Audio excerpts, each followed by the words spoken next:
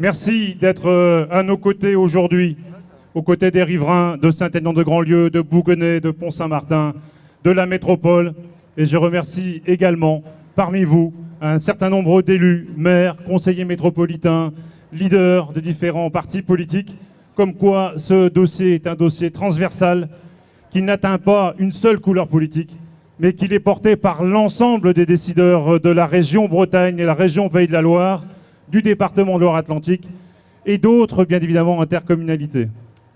Je voudrais aussi dire à M. Macron, qui est parmi nous, j'espère qu'il a entendu la colère des riverains de Nantes-Atlantique, qu'il a entendu depuis son bureau de l'Élysée, au premier étage de l'Élysée, qu'il ait bien entendu effectivement ce message de colère.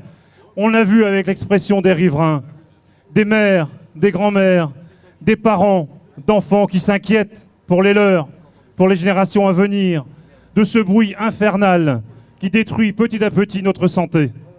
C'est ça notre problématique spécifique ici, tant au Coué à Bouguenais, la Nostrie juste derrière moi, enfin derrière vous plutôt, pardon, avec ce collège survolé à plus que très basse altitude.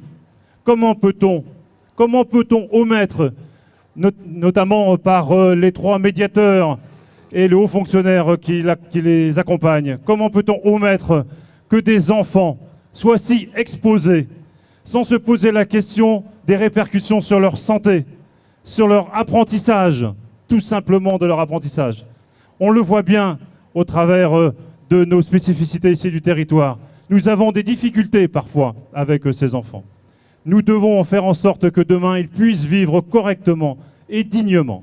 Et puis pour le reste, nous avons voté, cela a été dit, nous avons voté de manière forte et nombreuse, comme jamais ça a été fait pour une consultation de cette nature. Il ne faut pas baisser les bras. Nous avons 48 jours, ça a été dit par Joël, le dit Camille par ailleurs.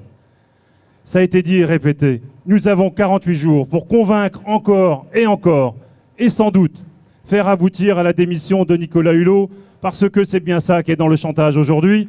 C'est ce qui a été répété une dernière fois. Nicolas Hulot, démission. Nicolas Hulot, démission. Hulot, démission.